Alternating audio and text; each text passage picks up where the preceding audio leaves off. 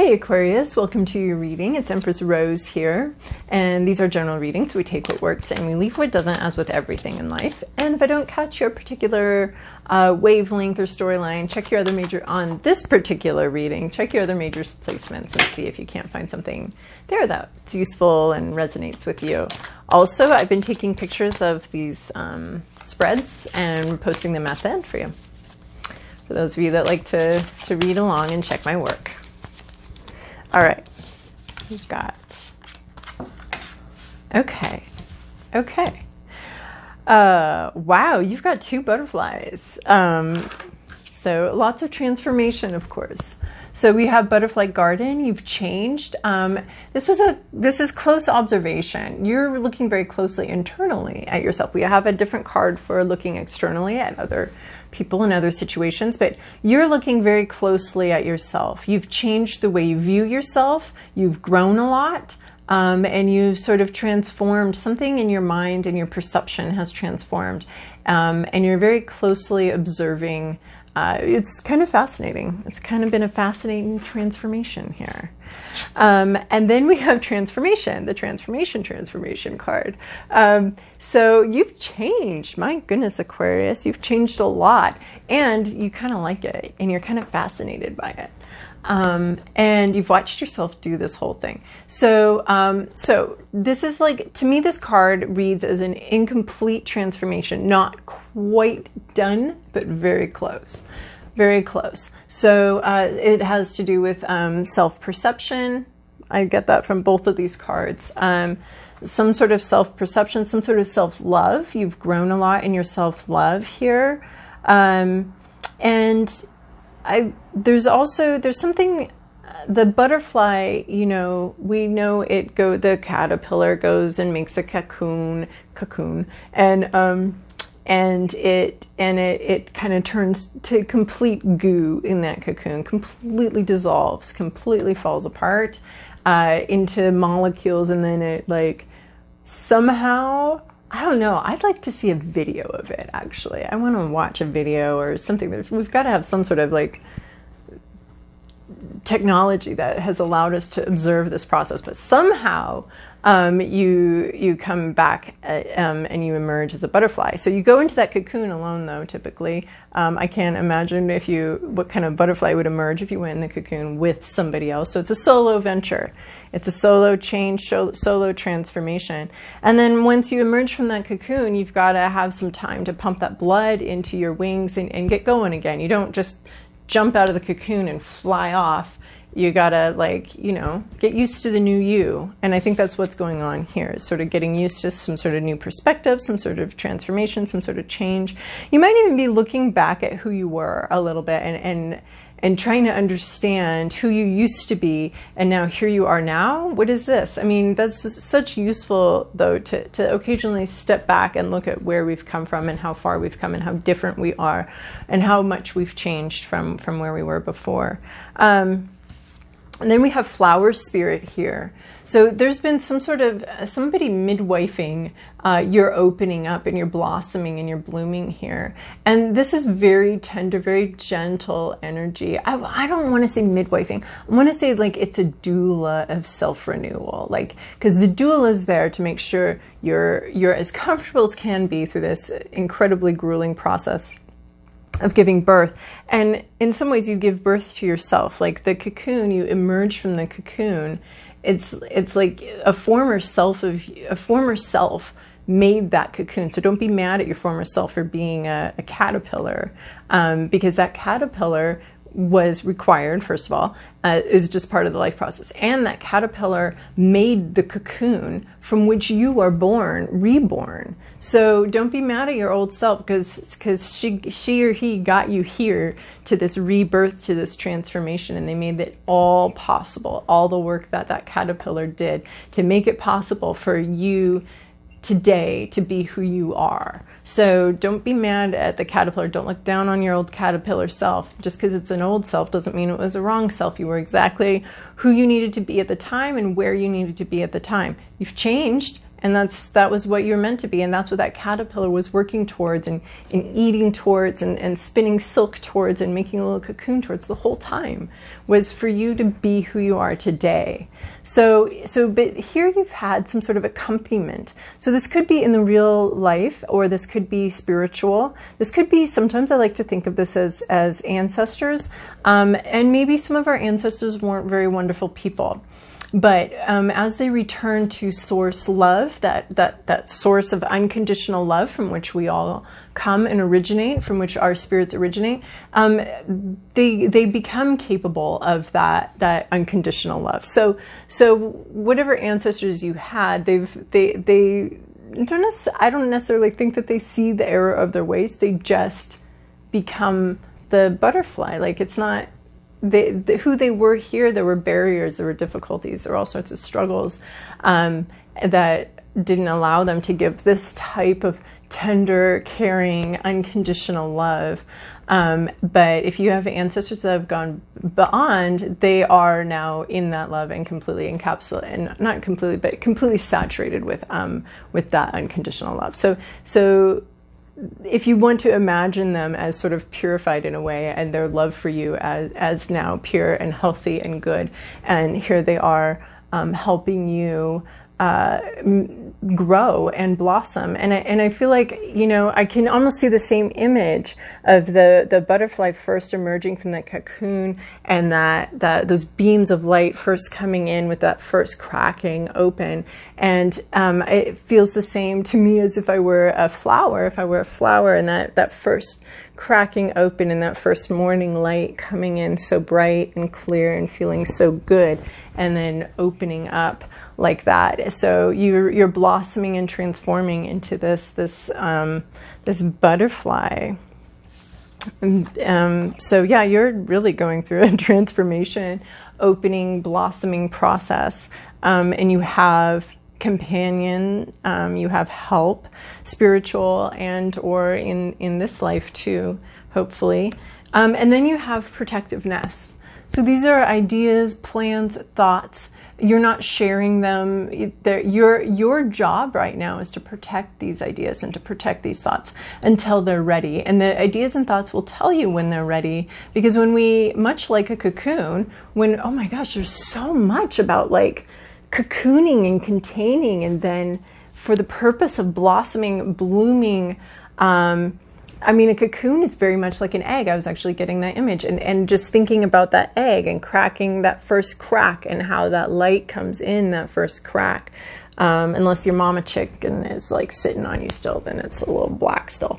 But she'll get off as soon as she hears you cracking. She'll move on, and that light will come in through that first crack in there. And but the egg has to be opened from the inside when it's ready, much like a cocoon. We can't slice the cocoon open and then expect a fully formed butterfly, functional butterfly, to come out when we want. So there is some sort of process here, and you need to be protective of that process, and protective of your transformation, and protective of, because we know for a fact not everybody in our lives is going to be tenderly doulaing our way to our new selves and our new life. So we do need to be protective of that, and allow that protective of the process, and protective of the natural flow of that process, because we don't want to be cracking eggs that are not ready to be cracked. All right, Aquarius, this is your past, your present, your inner landscape. What's at issue? Your environment, your to-do list, and your possible outcome. Fascinating. Okay. In your recent past, you, along with most of humanity, has been in this hanged man, hanging out.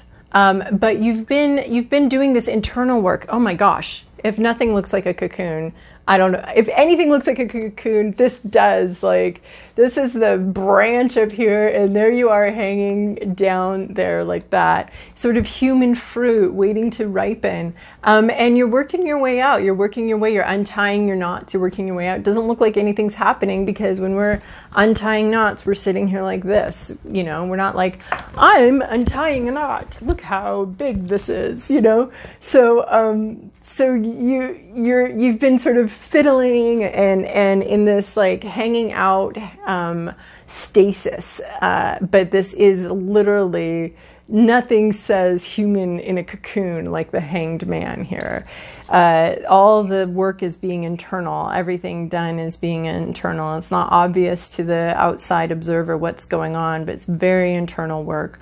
And it is going to, it is for the purpose of bringing it out into the world. But for now, it's this internal unraveling, this internal untying, getting yourself free, changing your situation, but it's all been internal and quiet up until now. Damn. In your present situation, you have the Magician. So you do have everything you need now. And I feel like this Magician really is, I mean, just because we're on this, it really is this like time to open, time to emerge, time to bring the magic into reality, time to bring the wish into reality, time to manifest, time to make this happen. You've spent all this time in this cocoon, and it's time to start cracking open that cocoon and pumping those wings for whatever dream, whatever vision, whatever idea you had. The Magician is here to bring that from this internal to the external, from the wish to the reality. That's the Magician's job here. So that's in your present situation, is this a lot of power, everything you need, all the pieces are here now, and you've done all of this internal cocoon work, and the Magician is here to say, abracadabra, bring it to life, bring this vision, bring this idea, bring it to life, bring it into reality. I want to, bring it, oh my gosh, there's a snake here. As far as like eternal life, it's eating its tail. See this snake here, eating its tail. Very magical symbols here. So we're bringing something to life. We're bringing a vision. We're making it so. Make it so. And then in your internal landscape, you are blocking. There's a little bit of denial here, and there's some blocking energy. So you've gone through all this work. Why are you blocking it? So this is a possibility going on inside of you, is not seeing the situation, not seeing that you have this Magician energy, not seeing that you can bring this, almost refusing to bring something into life, something to reality, because you're afraid, because you're stubborn, because you're blocked, because you're like, I know this, I'm right where this is where I'm going to be. There's some sort of really stubborn refuse. This is the denial energy. This is, I'm refusing to take off my mask. I'm refusing to see. I've got a moon right here. I could be in touch with, some part of you knows something, but internally, so you could be afraid that you're blocking something. But this seems like this is internally, and you're getting this card as a sort of a wake up, butterfly, time to crack out of that. And you're like, no, I'm a caterpillar. I know I'm a caterpillar. I've been a caterpillar since the day I was born. I'm a caterpillar. I refuse to embrace my butterflyness. I refuse to get out of this cocoon. So there is some sort of denial, like, on some level that you've changed and you've transformed and you are a butterfly now. But you almost want to stubbornly cling to the idea that you're still a caterpillar. Well, the caterpillar, just to restate, the caterpillar is not less than the butterfly.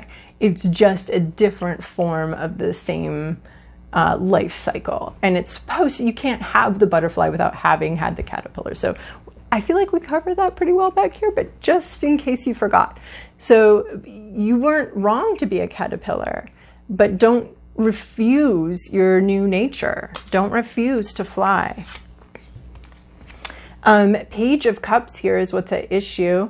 You have so in the upright, this would be like a new surprising thing, emotion that you're feeling, and you're shocked and surprised at it, but you're still curious about it. So this may indicate a lack of curiosity about a sudden feeling, a sudden emotion. Maybe for the first time in your life, you're feeling these wings kind of shiver on your back here, and you're like, no, I'm a caterpillar. I'm not a butterfly. But so you may not be expressing the appropriate amount of curiosity towards some internal process that you've gone through, and there's supposed to be a fish in your cup.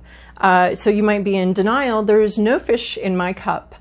There's nothing surprising here. There's nothing unusual here. I know who I am. I know what I am.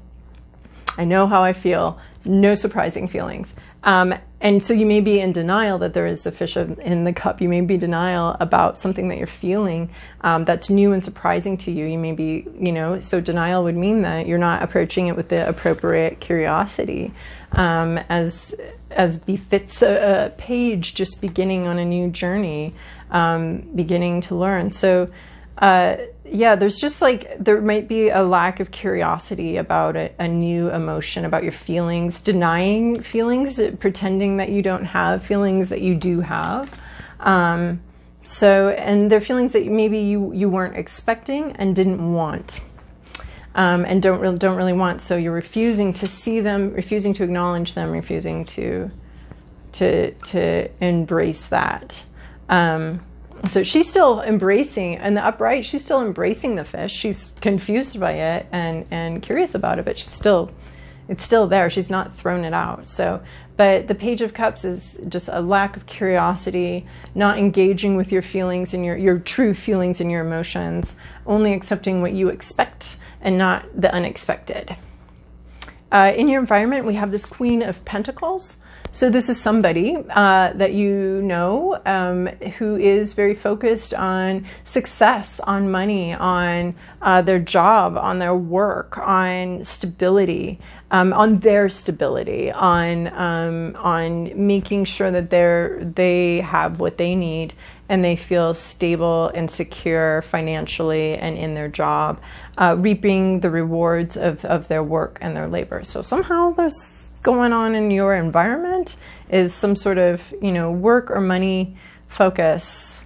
And then in your 10 of Cups, you have the 10 of Cups here in your to-do list. Maximum emotional fulfillment.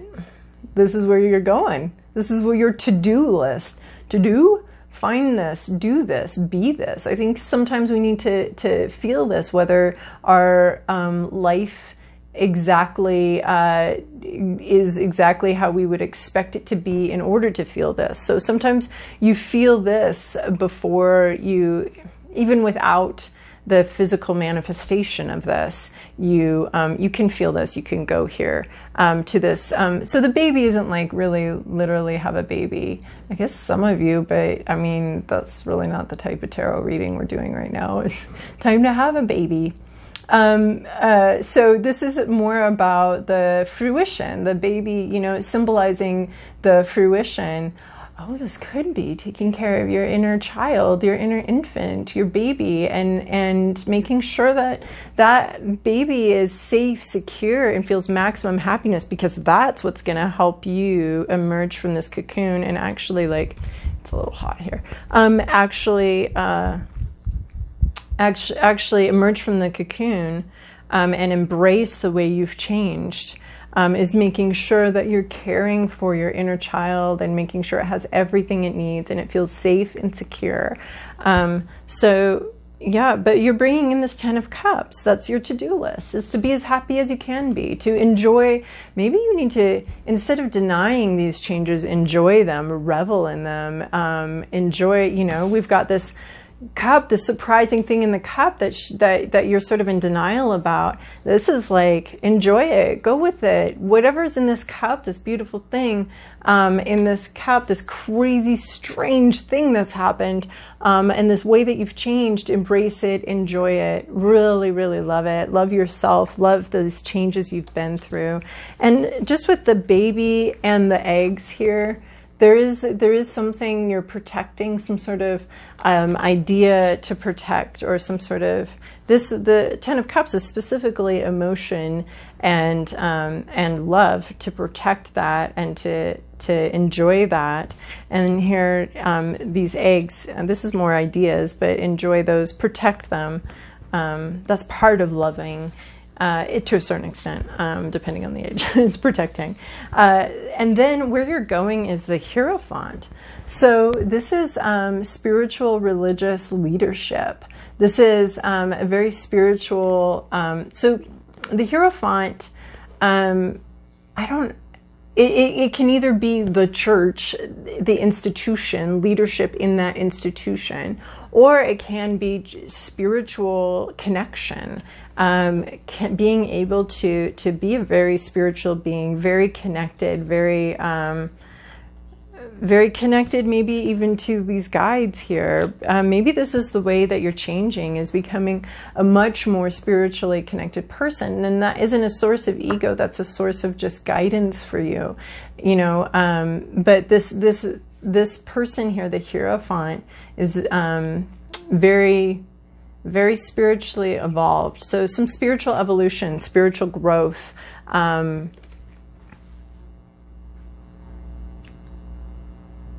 Zen-like communication with your with spirit, spirituality.